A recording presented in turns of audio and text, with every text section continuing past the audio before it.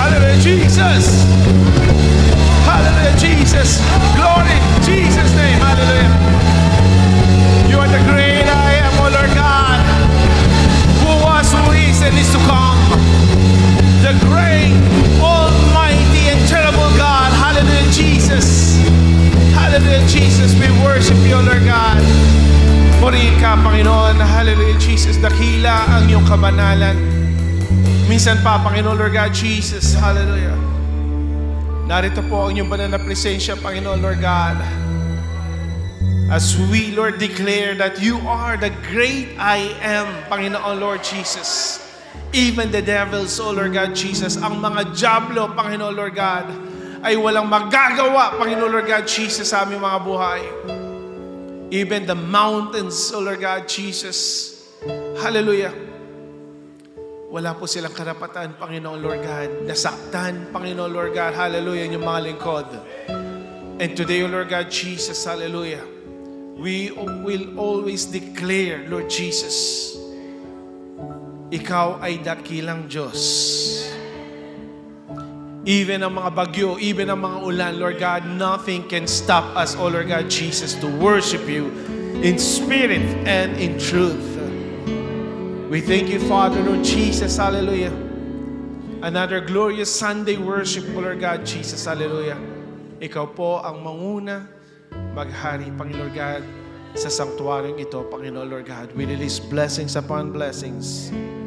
We will declare war on the heavenlies, O Lord God Jesus. Mga principalities, mga dark forces, O Lord God Jesus, sa iyong papawid. Wala silang karapatan, O Lord God Jesus, na gumambala, Panginoon Lord God, sa iyong banal na gawain. Talunan po siya, Panginoon. Yes, Lord God Jesus, we are more than conquerors. In Jesus' name we pray. Amen, amen, and amen. Amen. Praise the Lord.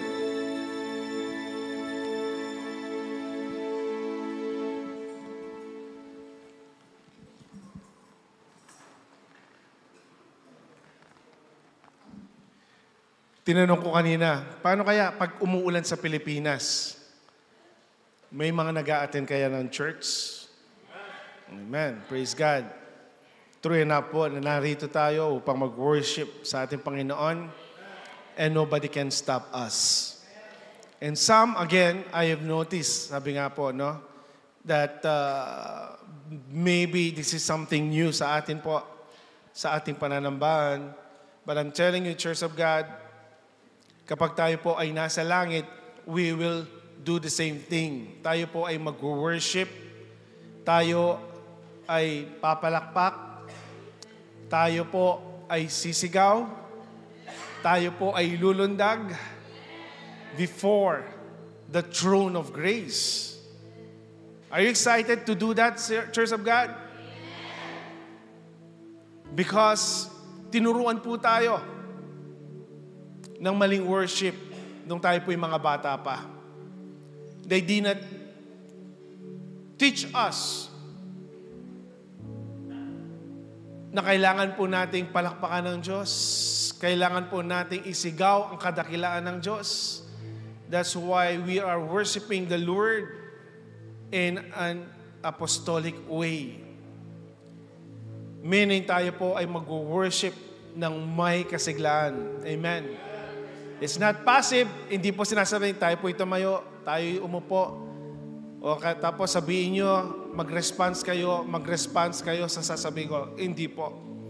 Ang pag-worship ay galing sa puso. Amen. Praise God. Kaya sabihin mo nga sa katabi mo, next time na mag-worship,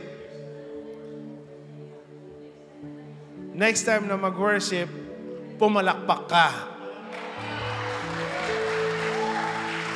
Amen. I don't know. Nagtataka ako kapag araw ng mga eleksyon, pag dumarating yung mga paborito nyong artista, amen, kahit hindi po kayo sinasabihan pumalakpak, pumapalakpak po kayo. And that is idolatry, right? Eh ngayon, ibigay natin yung ating lakas. Itaas nga po natin ating dalawang kamay. Come on. You know, those hands were designed to worship God. Amen. Those hands were designed to clap, all ye people. Amen.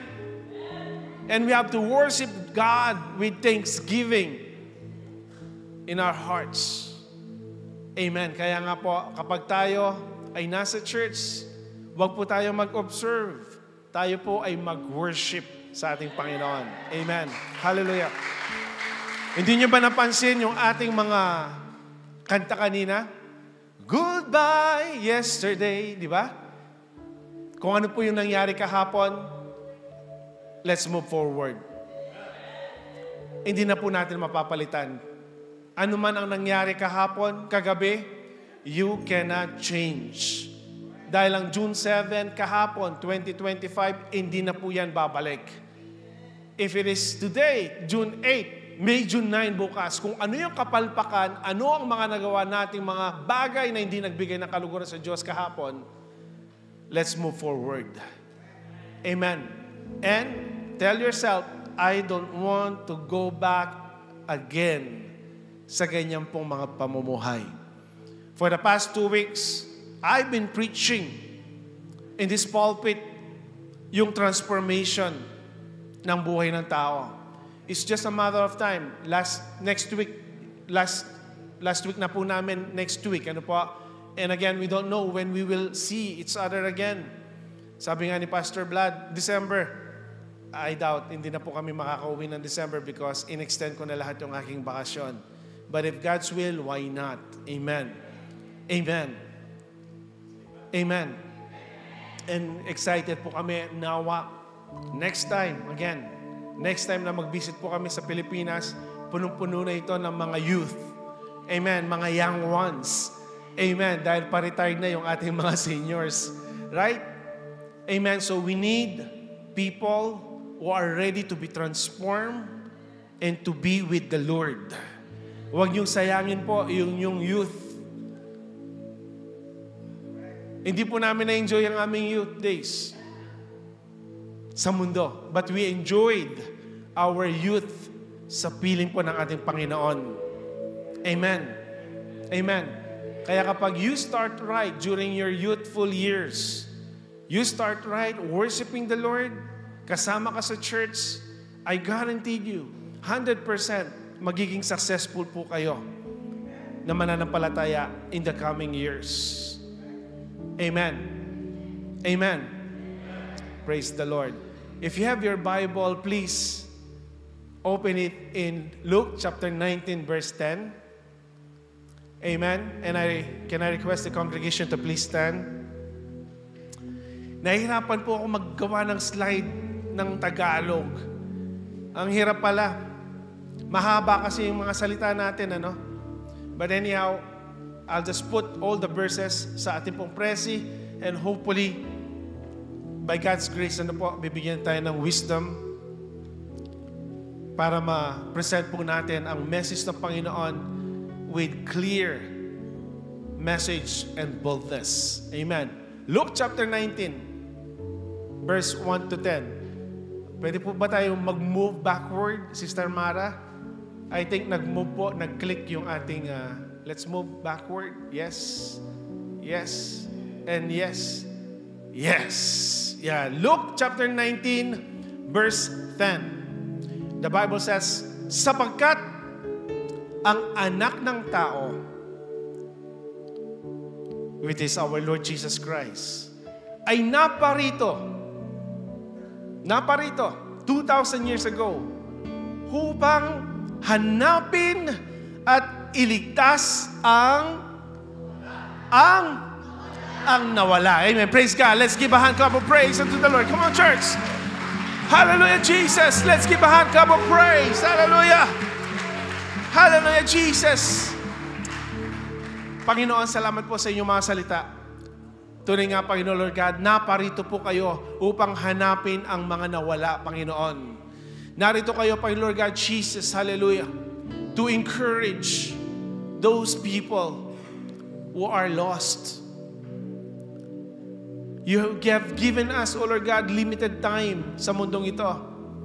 And we are just bypassers, O Lord God, Jesus, sa lugar na ito. Kami po, Panginoon Lord God, ay pansamantala lamang sa mundong ito, Panginoon Lord God. At ang buhay na ipinagkaloob mo sa amin, Lord, some of us, Lord God, ay nahiwalay, Panginoon Lord God, Jesus, sa iyong kabanalan. Some, Lord God, Jesus, ay nawala, Panginoon Lord God. At hindi po mahanap, Panginoon Lord God, ang tamang daan, Panginoon Lord God, patungo sa iyong kaharian. And today, O Lord God, Jesus, hallelujah, we will declare, O Lord God, Jesus, in this church, na kami, Panginoon Lord God, na nawala, Panginoon Lord God, ay nahanap mo na, Panginoon. And we are declaring your goodness and faithfulness sa aming mga buhay. We thank you, Father. In Jesus' name we pray. Amen, amen, and amen. Praise God. You may be seated in Jesus' name. Hallelujah. God is good. And you know, church, if you will read ito pong version ng Tagalog, 1905, as compared sa ang magandang balita, iba na yung mga translation, ano? But if you will see in context yung Luke chapter number 19 verse 10, ang sabi ng Bible, ang anak ng tao, which is our Lord Jesus Christ, naparito siya upang hanapin. Though He was God in flesh, siya po ay Diyos na nahayag sa laman. By snap of His finger, brothers and sisters, everything can change the heart of people. Naniniwala po ba kayo doon? He created you. He created us according to His image and likeness. Kinreate tayo ng Panginoon. But the good thing, brothers and sisters, when God created us, hindi tayo ginawang robot. We have still our own will. Like the angels, brothers and sisters. Ang mga angels, when they were created by God, they have the will to worship or not to worship God. That's why 1/3 of the angels, kasama po si Satanas, si Lucifer, na-kick out po sila sa langit, amen, before the foundations of the world. Kaya 1/3 of the angels, kaya yung mga demons, yung mga diablo, brothers and sisters, they are all over the world. And they are whispering every now and then. At sinasabi sa inyo na hindi totoo ang Diyos. Na hindi mo na kailangan mag-worship sa Diyos. Hindi mo na kailangan magsara ng negosyo tuwing Sunday dahil hindi naman ibibigay ng church ang kikitain mo ng Sunday. Marami pong mga influence ang diablo, brothers and sisters. But if you are not sensitive at hindi mo alam kung bakit naghihirap ka sa mundong ito, that means ikaw po ay lost. Kaya inahanap ka ng Panginoon. Sabi mo nga sa katabi mo, nahanap ka na ng Diyos. Sabihin mo sa katabi mo, come on church, nahanap ka na ng Diyos. Pastor, hindi naman ako nawala eh. Nandito lang ako. Yes, maybe physically you're not lost. But maybe, spiritually you are lost. You are lost. Kaya hindi mo maibigay yung best mo sa Panginoon because you don't know who is the real God. Tinuro tayo nung tayo po yung mga bata, brothers and sisters, na ang Diyos ay nakakonfine sa ating mga sala. Ang Diyos ay nakakonfine sa ating pong mga room at nilalagyan natin ng mga kandila, nilalagyan natin ng mga sampaghita. Kapag aalis na tayo sa ating bahay, iniiwan natin ang Diyos doon sa ating mga tahanan. Naalala ko po si Tita Nening, Tita Donna. Every 6 o'clock po ng hapon, dyan sa Malabanyas, tinatawagan po niya kami. At na-memorize ko po yung Angelus.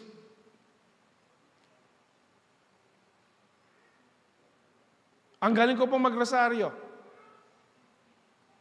Tinuruan po kami. But, somehow, brothers and sisters, nung nabasa ko ang book of Matthew, hindi po pala tama ang paulit-ulit na panalangin.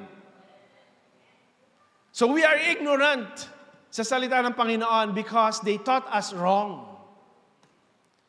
Kaya po, mapalad tayo ngayon because we know the truth. And the truth shall set us free. Magiging malaya po tayo. At tayo po ay sasamba sa Kanya sa Espiritu at katotohanan. Nawala po tayo ng landas. Aminin man natin o hindi, brothers and sisters, once in our life, tayo po ay nawala. Amen. We were deceived. Naalala ko nga nung kabataan, kasi po kasama namin ang pamilya ni Kuya Romuel, yung pong na-baptize nung Thursday. So pinag-uusapan nga po namin na yung kanilang panganay na anak, siya po ay na-initiate ng fraternity. Fraternity, hindi ko alam kung anong frat yun. Prating gutom yata. Frating gutom. Hindi ko alam anong frat. But anyhow, nung nabanggit ko po sa kanila na ako po ay isang frat din, at nahising po ako. Na-hospital po ako way back in 1990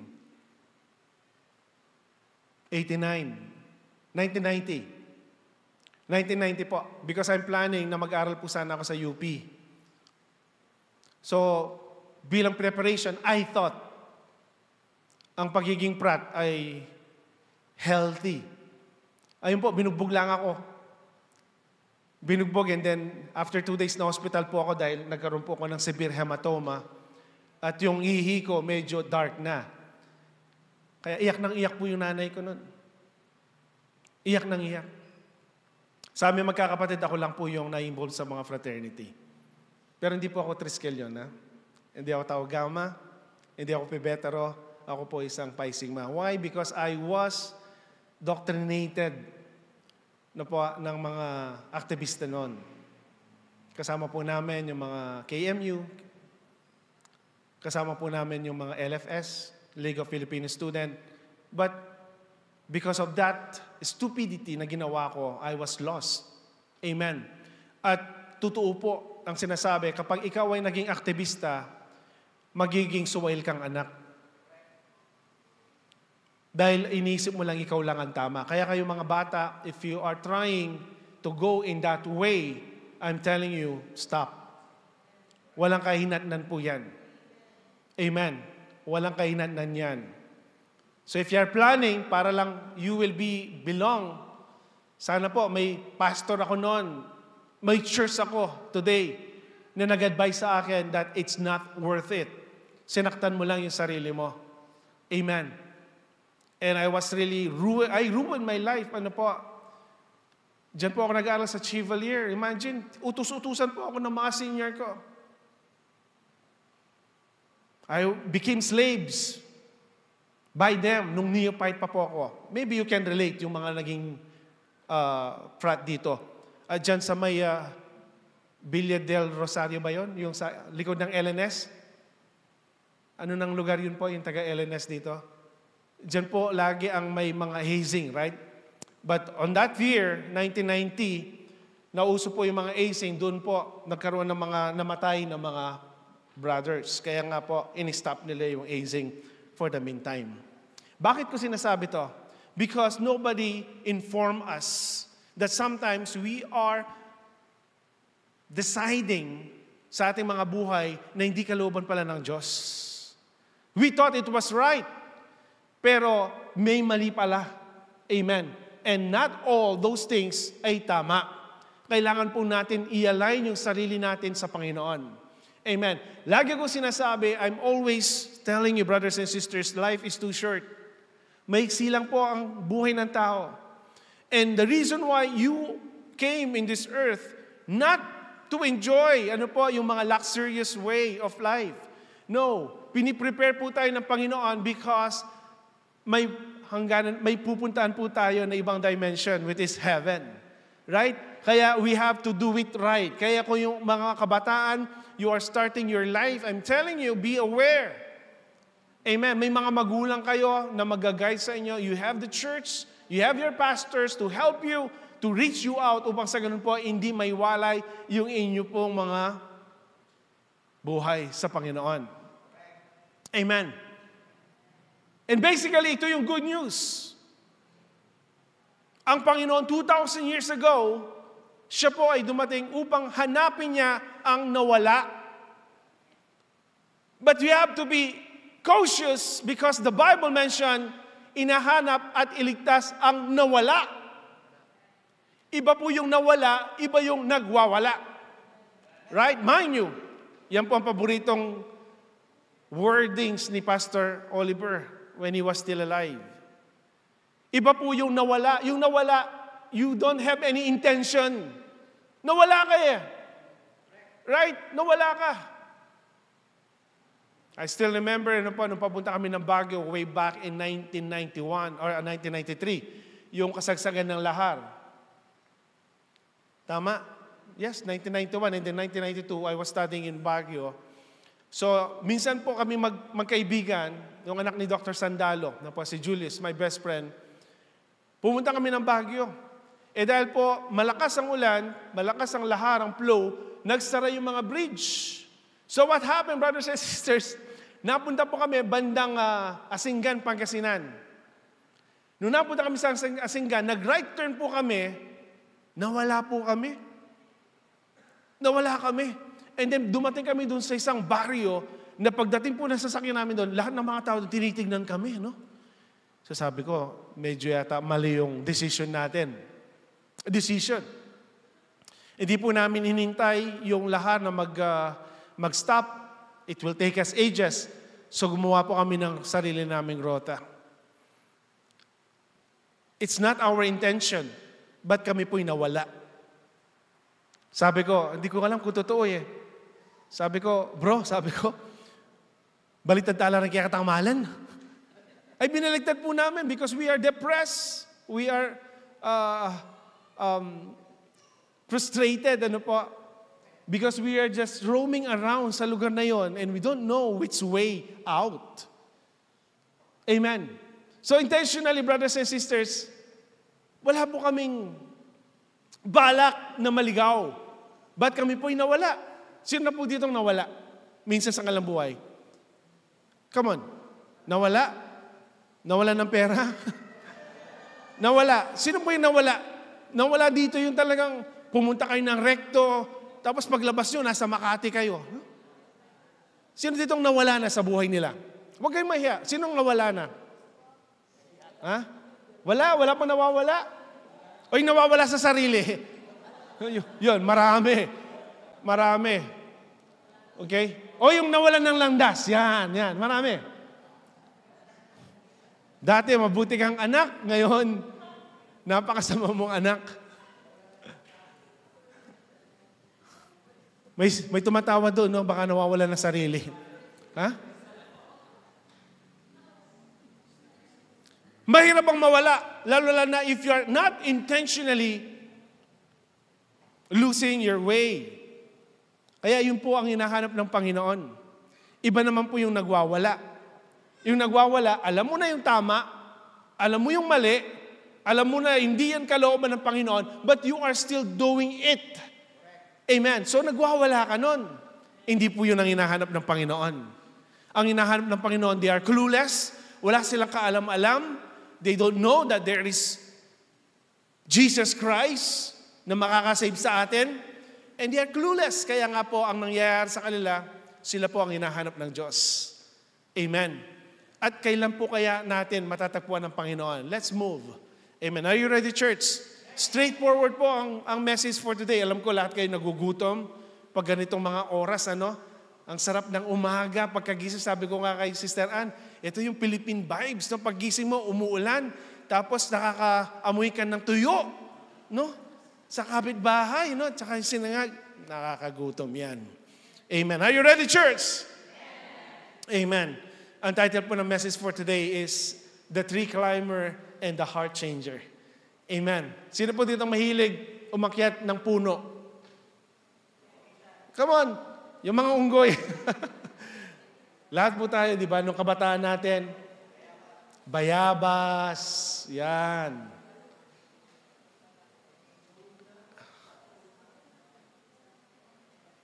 Ang gandang maging bata, ano?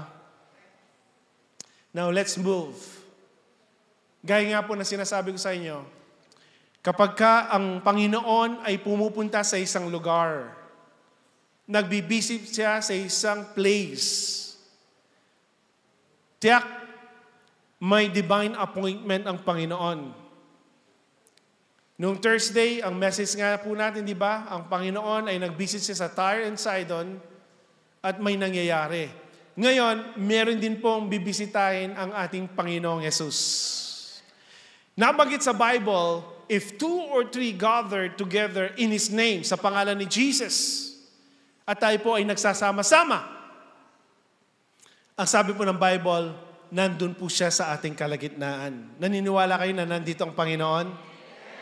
Naniniwala po kayo na ang Panginoon ay nangungusap siya sa inyo? Hindi aksidente na nandito kayo sa church ngayon. It was already designed.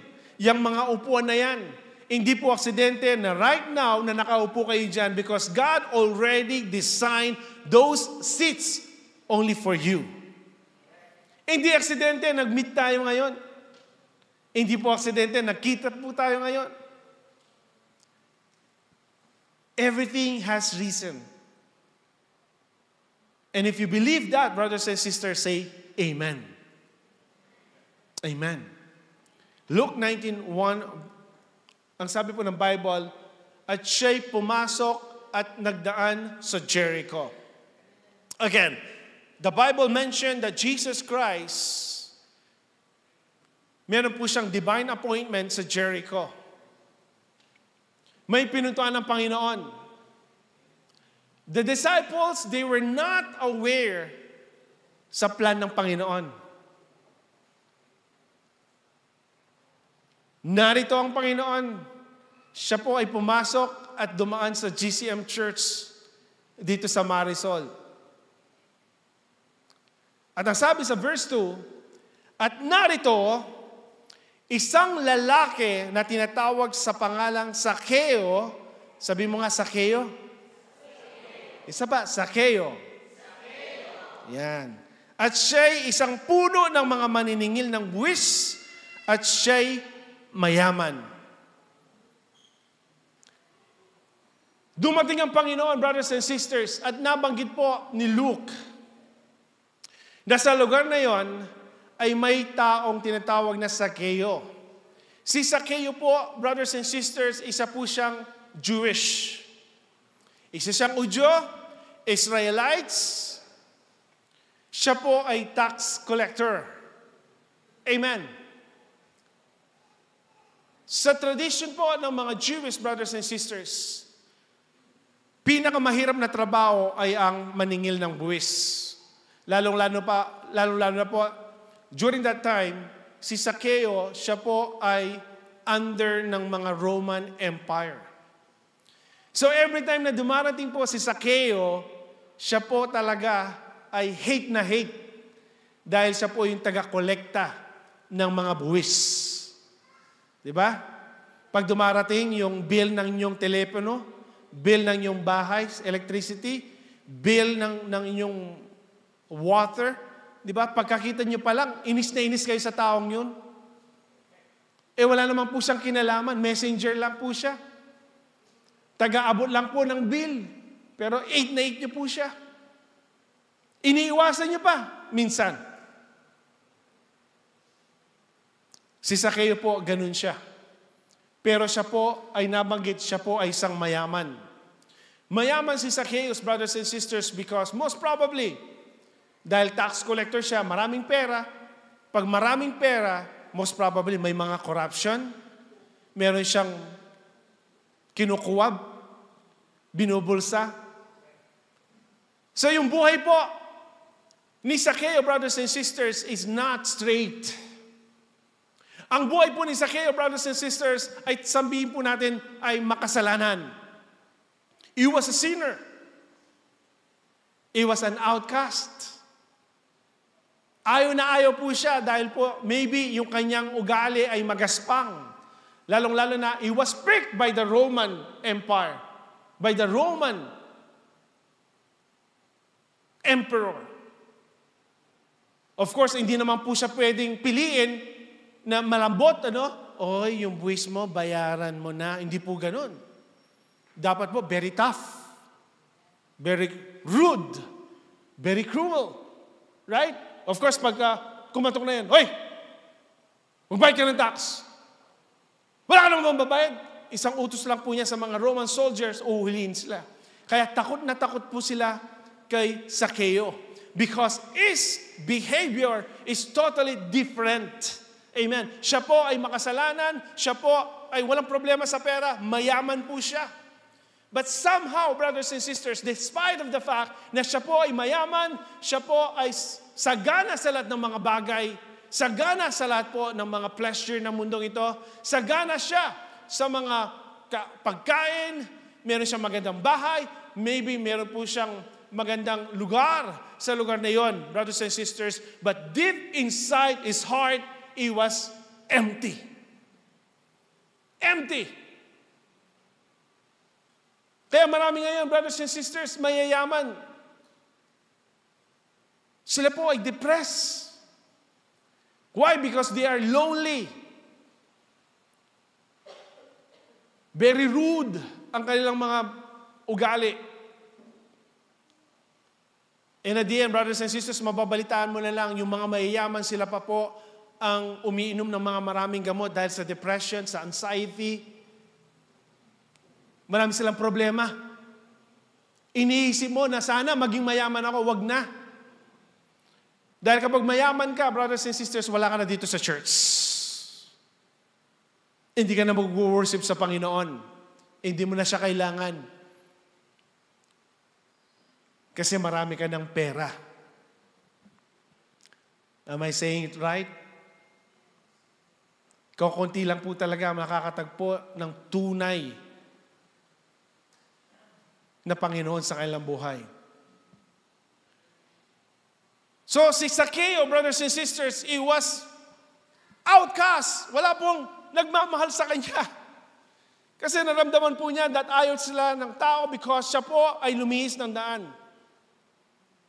Siya'y nagnanakaw, siya'y siguro mapag-alipusta, siya'y mayabang. Name it, brothers and sisters, this is not the will of God. Amen. Naging self-centered siya. Selfish. Wala siyang ginagawa kundi magnakaw, yumaman, pahirapan yung mga tao. That's why siya po ay binisitaan ng Panginoon. Parang ironic, no? Dapat yung Panginoon, inahanap po niya yung mga worshiper tulad mo, tulad nyo. Pero this Bible, brothers and sisters, will tell us the truth about the Lord Jesus Christ. Ang sabi po ng next verse, sa verse 3, at pinagpilitan niyang makita si Jesus. So si Zaccheo, brothers and sisters, abang siya po ay nagmumuni-muni sa kanyang buhay.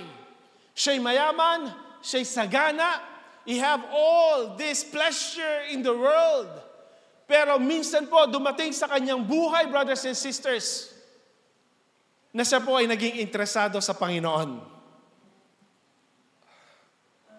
Busy siya dati sa social media, sa barkada, busy siya sa lahat ng mga bagay, and yet one day, sa buhay po ni Zaccheo, he was looking for something else. At nawa po, itong araw na ito, ay nahanap nyo na rin po yung gusto nyo sa buhay ninyo. Amen.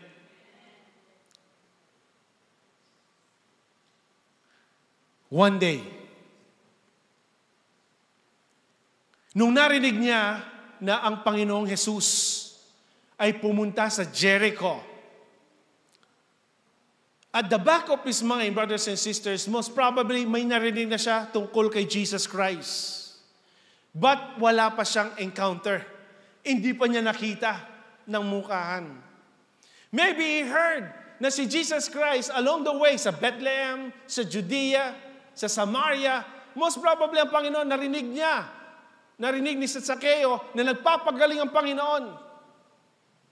Narinig niya na nabuksan niya ang mga bingi, ang mga pipi, ang mga bulag, ang may mga ketongin.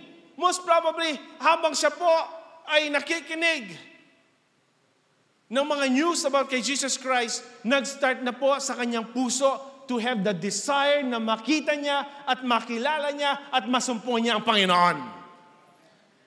Even sa atin, brothers and sisters, maybe some of us, narinig na natin ang GCM Church sa Marisol. Narinig na natin about Marisol, sa GCM sa Marisol. And yet, brothers and sisters, wala pa po yung time na tayo po ay makaka-attend. Kaya kung first time mo dito, praise God, because today, ikaw si Zacchaeus.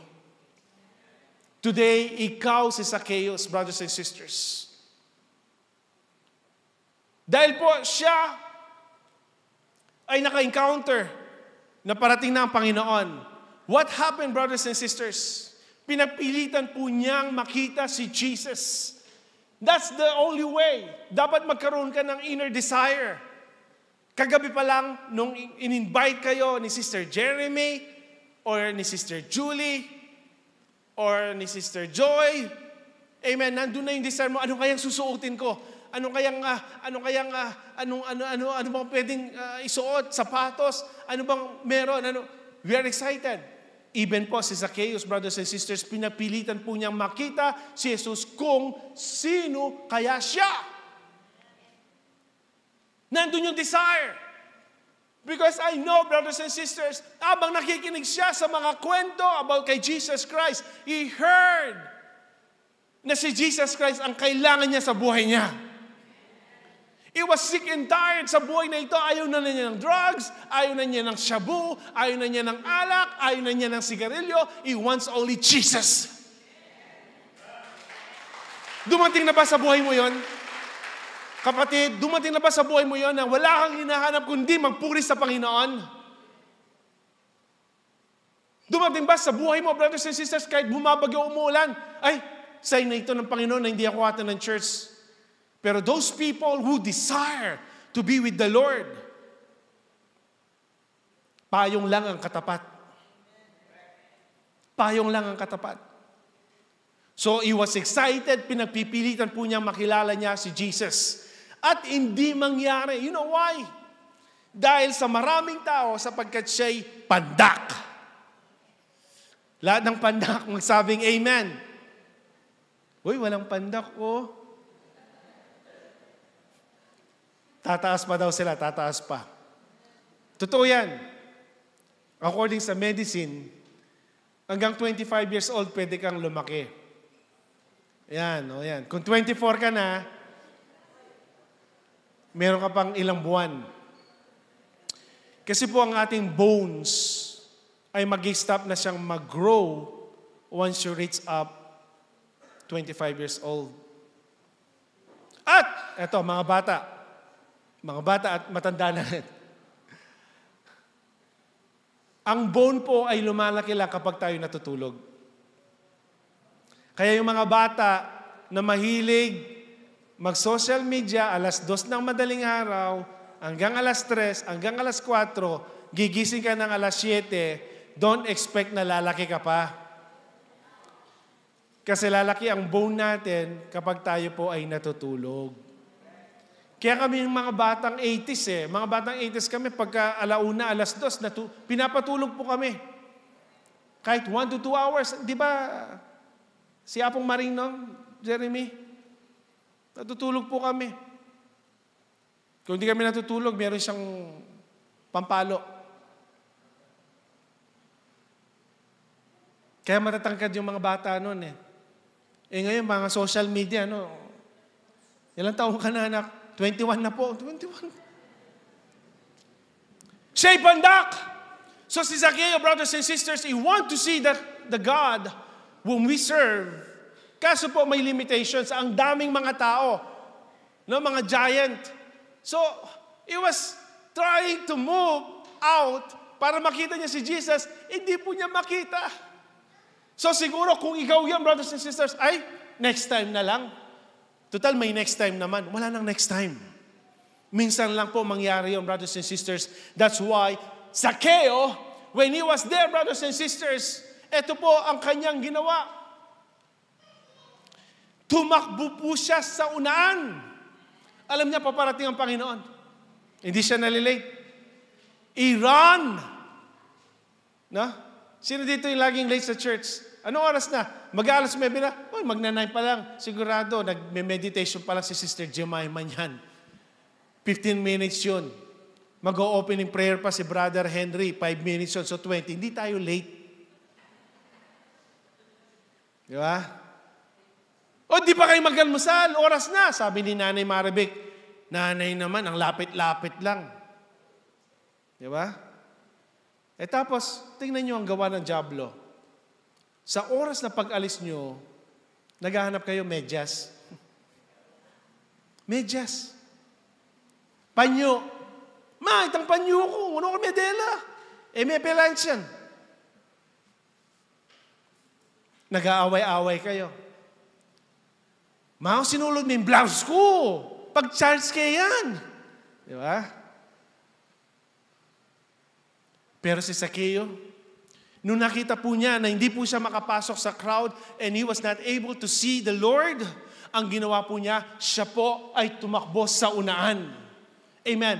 At umakyat po siya sa isang punong kahoy na sikomoro upang makita siya. Imagine, walang nakaisip ni isa na may sycamore tree na nakalagay po doon sa kanto. Walang nakaisip, si Zacchaeus lang. Amen. E napuburitang king sino na nang awas katang putang tsuka king babo? Balcony ini, katang babo nang sing awas? Ha?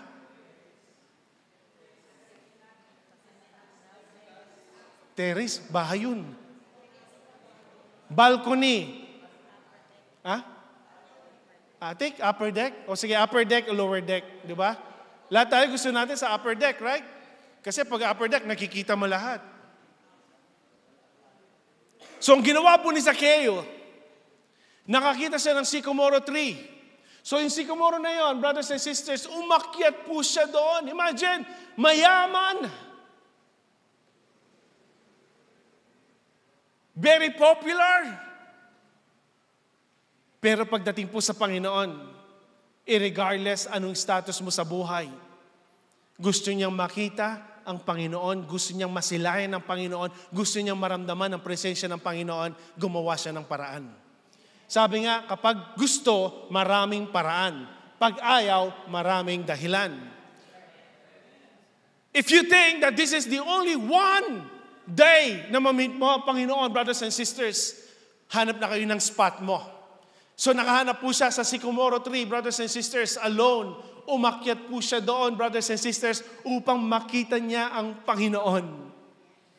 Hinubad po niya, kahit siya po ay mayaman, siya'y tanyag, siya'y very popular, but that time, ang ginawa po niya, inubad niya ang kanya pong iya upang masilayan lang niya ang Panginoon.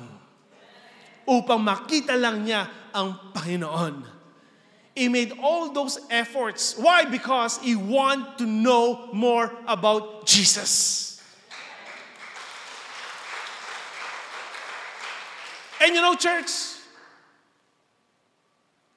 100 years, ang Panginoon nilagay na niya yung sycamore tree na yon. Do you believe that? Hindi aksidente na yung sycamore na yon ay nandun lang without a purpose.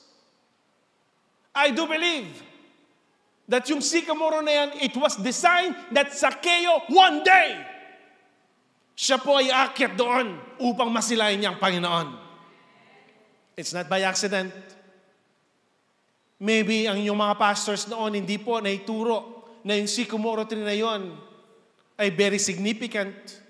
But I'm telling you, ang upuan mo ngayon ay nakadesign ng June 8, 2025 na dyan ka talaga nakaupo. This is a divine appointment. Di ba, Sister Bless? Dati doon po kayo sa likod. Ngayon, nandito kayo sa port deck. Upgraded. You choose to stay on those areas. Kaya nga po, si Zaccheo, pinrovide na ng Panginoon ang sycamore tree para makita po niya ang Panginoon. And you know, church, ito po yung kwento eh. At nang dumating si Jesus sa dakong yaon, ang daming mga tao. Ang daming mga tao, crowded eh. Puro mga giants. Yung mga pandak, ang daming mga pandak. Pero yung mga pandak umuwi na lang. Dahil wala silang desire to meet the Lord. Kaya yung mga pandak na narito, salamat po.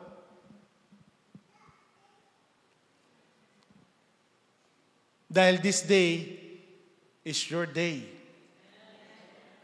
At nang dumating si Jesus sa dakong yaon, see, ang dami pong mga tao, maybe thousands and thousands of people. And then abang lumalakad ang Panginoon at siya'y tumingala. Tumingala po ang Panginoon at sinabi sa kanya, Zaccheo! Imagine, si Zaccheo, excited siyang ma-meet niya ang Panginoon. Sabi niya, gusto ko siyang makilala. Pero nagulat po si Zaccheo dahil ang Panginoon, kilalang-kilala niya si Zaccheo. Kaya ang Panginoon, kilalang-kilala ka niya. Kaya pag minsan kapag pupunta ka sa church, brothers and sisters, at nararamdaman mo na ikaw ang kinakausap ng Panginoon, nasasaktan ka sa message. Hindi naman ako namamalo dito, brothers and sisters. Pero every time na makarinig kayo ng mga messages na nagmumula sa pulpit na ito at nasasaktan ka, that means kilala ka niya. Kilala ka ng Diyos. Amen. Kilala niya ang pagkatao mo. Kilala niya kung ano ang iniisip mo. Alam ng Diyos ngayon kung naiinis ka. Alam ng Diyos kung naiinip ka na. Alam ng Diyos na inaantok ka na. So lahat ng inaantok magsabing Amen. Amen. Imagine, he was called by his name. Nandun siya sa taas. Nandun siya sa taas. Nakikita niya, bird's view. Nakikita po niya. And then all of the sudden, tumingala ang Panginoon. Sabi niya, Zaccheo! Magmadali ka. At bumaba ka.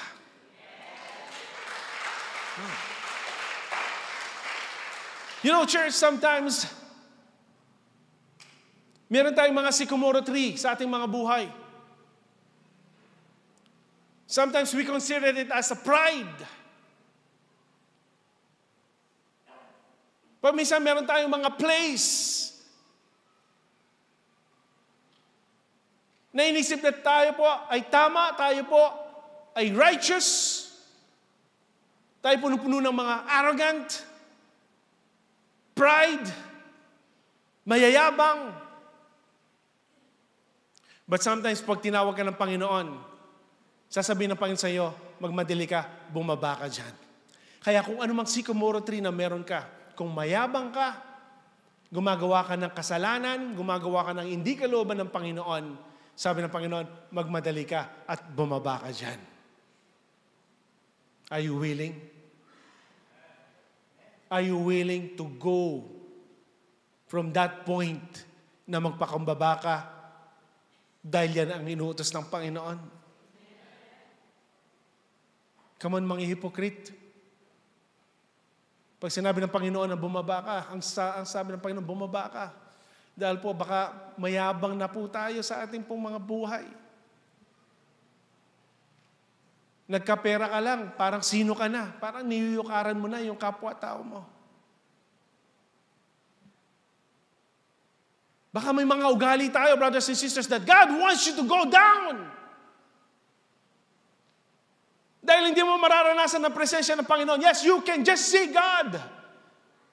But once the Lord will tell you, magmadali ka, bumaba ka dyan. Anong gagawin mo, Church of God?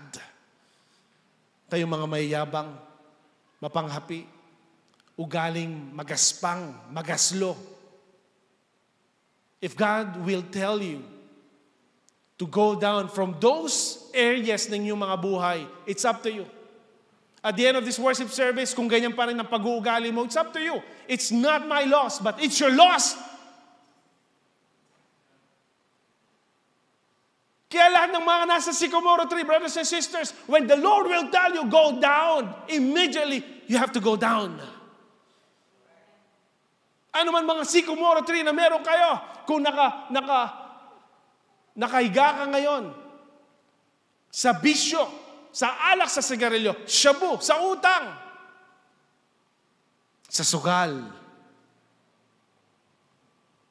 Sabi ng Panginoon, magmadali ka. Bumaba ka. Bumaba ka. You can never experience joy with the holy presence of the Lord kung hindi po tayo magiging obedient sa salita ng Panginoon. You will never achieve that. Kung mayabang ka pa rin hanggang ngayon, yung ilong mo,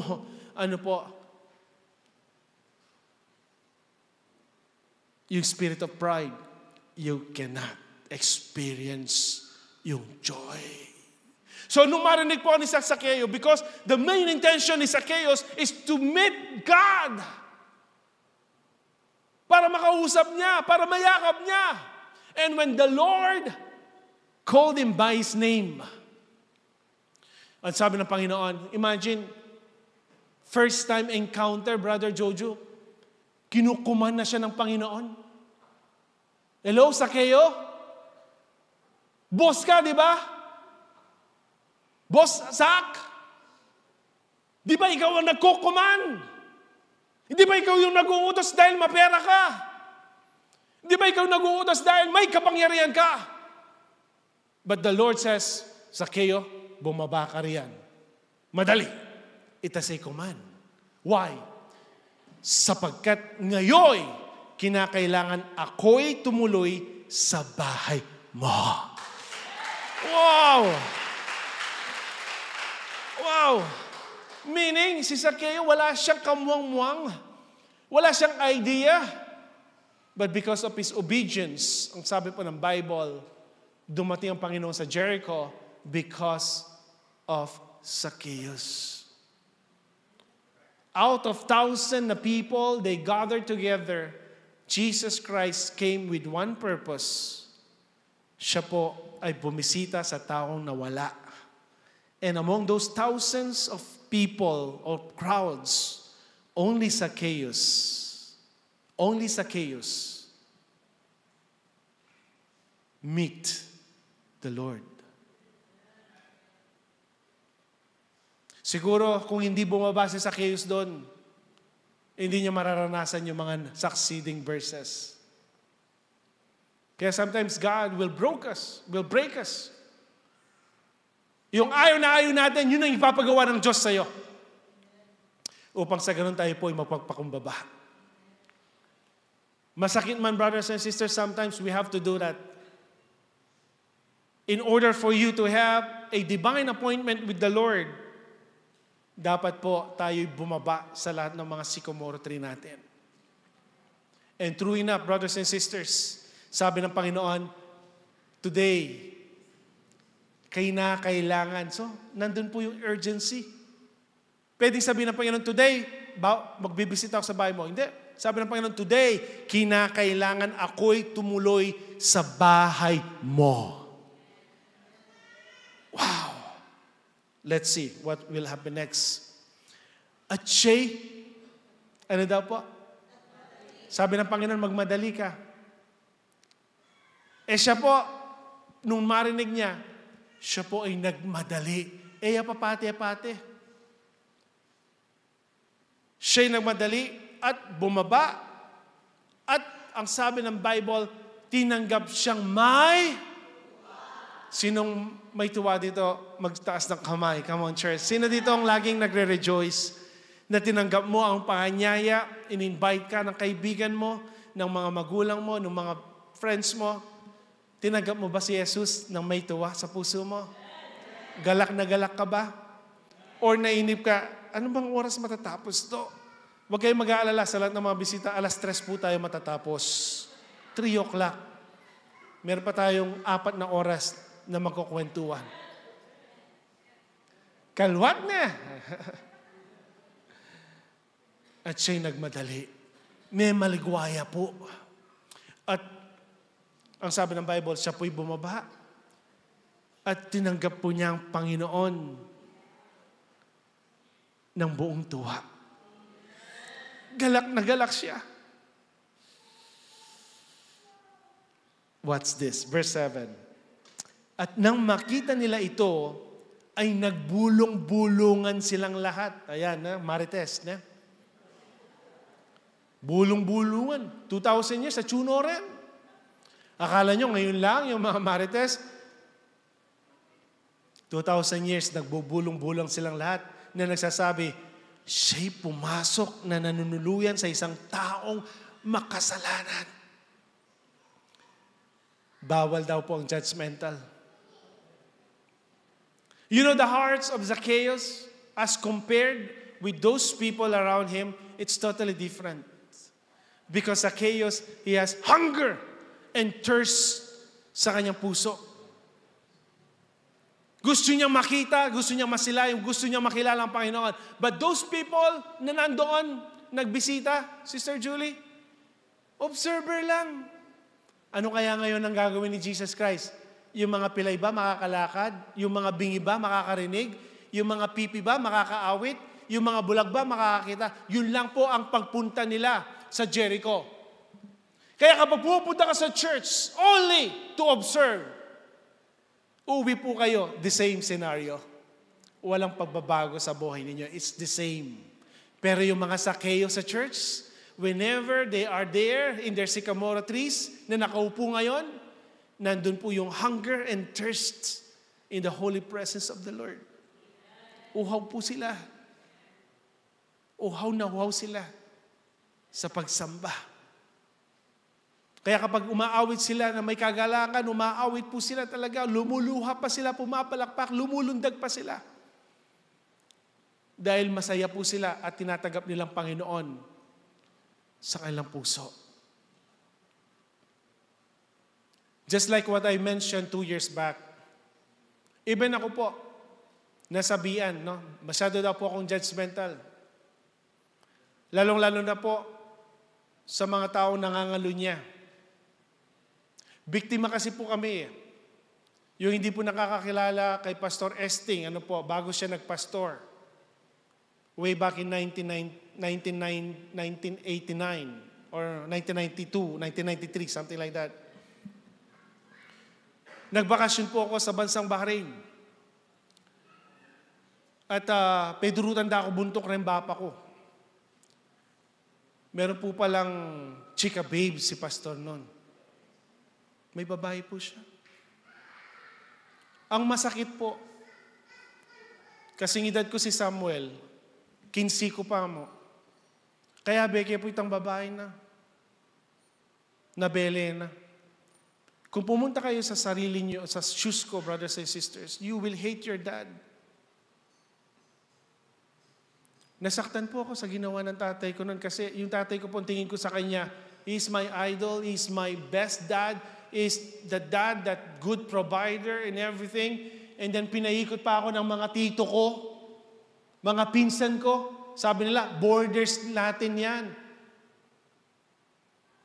Imagine. They lied to me, but the Lord is so good. Dahil ako po mismo ang nakadiscover. Kaya since then, brothers and sisters, I don't want to say sorry. Sa mga taong nangangalunya, naawa po ako sa kanila. Sinabi nila, judgmental ako. No. I love them. But the devil inside of them, I hate those devils, lalo-lalo yung mga adulterers and fornicators. Just like me, isang doktor po ako. Kapag naka-encounter ako na may sakit na cancer, brothers and sisters, nagagalit po ako. Hindi ako nagagalit sa tao na may cancer. Nagagalit ako sa cancer na nananaan po sa taong ito.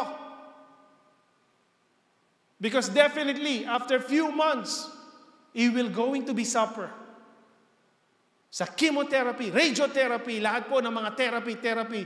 And then, matatapos po sila sa ilot. Dahil mauubos po ang pera nila sa chemotherapy. Ganyan din po ang Panginoon. Ang Panginoon, hindi po niya hate si Zaccheo. Ang hate ng Panginoon ay yung spirito na nanaan kay Zacchaeus na nawala at inahanap ng Panginoon. At nahanap niya. And that's the good news. Kaya pag minsan po, nagkakaroon sila ng misconception about kay Pastor Chris. Righteous yan, ganyan. No, brothers and sisters. Nagagalit po ako dahil naranasan ko po kung paano kulang na lang po ay masira ang pamilya namin. Dahil may mga babae na alam mo may pamilya ang tao, nakikipagrelasyon ka pa rin sa kanya. Kahit alam mo may asawa. Correct. Hindi wrong. Correct. Kaya hindi nyo ako masisisi, brothers and sisters, because I experienced those agony. Kaya kung gusto nyo manira ng pamilya, it's your life. It's your choice. Alam mo na nga ang mali, gagawin mo pa. Kaya nga nagwawala eh. Pero yung nawala, hindi nila alam. Pero yung nagwawala, alam mong may asawa siya. Kekerengking ka pang kekerengking, text kang text. O na ano yan?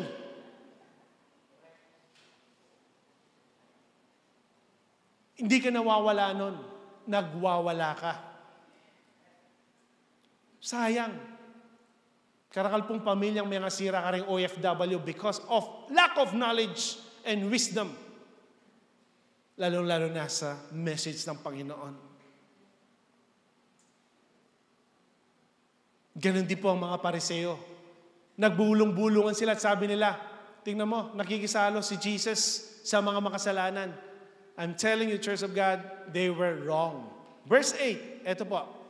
At si Zaccheo ay nagtindig. Teburen na lapuring marites. Tignan niyo po ang sabi ni Zacchaeus. Makinig kayo. Sinabi niya, Panginoon. First encounter, tinawag niya si Jesus ng Lord. Wow!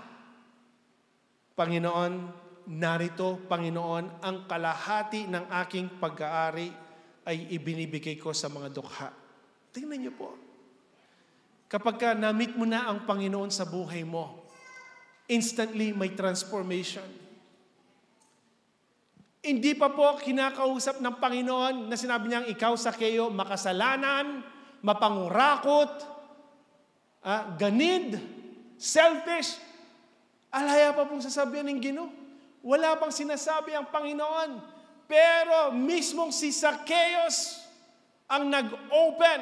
Sabi niya, Lord, ibibigay ko po ang kalahati ng aking pag-aari sa mga dukha. At kung sakaling nakasingil akong may daya sa kanino mang tao, ay isinasauli ko ng makaapat. See, 4 times, ibalik na po karimpeglo ko ng tao. This is amazing. Yan po ang binabago ng Panginoon. Pag ang Panginoon ay nagbabago ng tao, brothers and sisters, instantly may transformation. Amen. Binago ka ba ng Panginoon? Baka po hanggang ngayon, nakataas ka pa rin po doon sa puno ng Sycamore, Church of God. Magmadali ka ng bumaba. Kung ano po ang anumang pong mga comfortable place ninyo, comfort zone ninyo, I'm telling you, bumaba ka na. At kapag bumaba ka, nandun na po yung conviction, nandun na po yung pagbabago. Imagine, wala man pong sinabi ang Panginoon. Hindi man po nag-demand ang Panginoon na isinauli mo yung mga pinagluloko mo. But because God is so good, siya mismo po ang nagkaroon ng conviction. Verse 9, eto na po, malapit na tayo magtapos. At sinabi sa kanya ni Jesus, dumating na sa bahay na ito ngayon ang pagkaligtas. See? Hindi lang si Zacchaeus ang naligtas, buong sambahayan po ni Zacchaeus. Sapagkat siya'y anak din naman ni Abraham. Wow! Anak ka rin po ng Panginoon. Ikaw po ay anak ng Diyos. Kaya kung ikaw po ay may chance ngayon na natagpuan mo na ang sycamore, huwag kang manatili po doon sa comfort zone na yon. Bumaba ka. Bumaba ka. Verse 10, sapagkat ang anak ng tao, si Jesus, ay naparito upang hanapin at iligtas ako. Sabi mo nga sa tabi mo, ako at ikaw.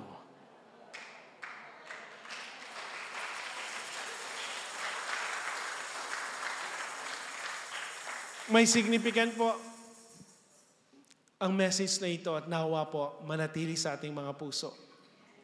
May pagbabago kapag tayo ay naging obedient sa salita ng Panginoon. But I'm telling you, pag nakahanap na kayo ng comfort zone, best spot, the Lord will always tell you to go down. Ayaw ng Panginoon po ang mayayabang, ang matataas ang pride. Ayaw ng Panginoon na mananatili po tayo na malayo sa Kanya. God will call you with a purpose. And the reason why you are here, listening even sa ating pong mga kapatid sa live stream, sa Bahrain, meron po tayo sa France, meron po tayo sa Saudi Arabia, meron din po tayo sa Amerika. I'm telling you, may purpose po ang Panginoon. Lahat ng mga sycamore tree ng buhay ninyo, brothers and sisters, you need to go down and meet the Lord. Amen. Tayo po tumayo. Hallelujah, Jesus. Kung paano yung picture, nakita niyo si Zacchaeus na ready to meet the Lord. Yung joy, excitement, yung trust, na parang ito na yung iniintay kong pagkakataon. Siya yung hinahanap ko sa aking buhay. The picture will paint 1,000 words. Ganon po ba tayo? Are you ready? Like Zacchaeus, ready to take off at lalabas sa mga sycamore tree natin because we don't belong there. You belong to Jesus. And are you willing to get off from your sycamore tree? We are all tree climbers. Gusto po natin yung best spot, comfortable place. We want to see, only to observe. Kaya yung mga nasa church, makikita mo yung mga Zacchaeus at yung mga Pariseo. Si Zacchaeus, totally different, is ready to take the opportunity to meet the Lord. Umuulan, bumabagyo, lumilindol, they are ready to go and meet the Lord.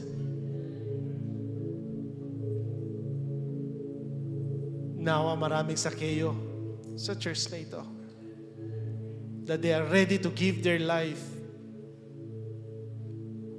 at meron ng conviction. Nag-confess po si Zacchaeus. Lord, dakal ko po peglokong tao. Ngayon po rin ang maglokohan ko, Lord.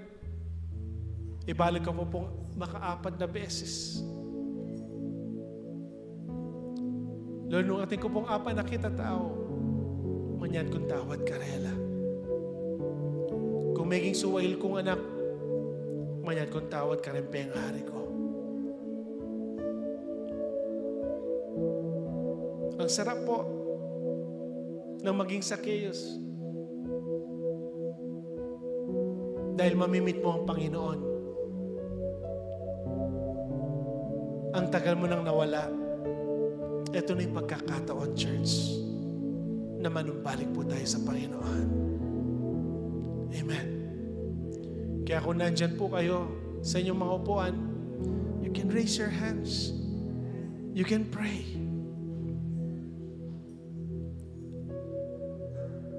Lord God,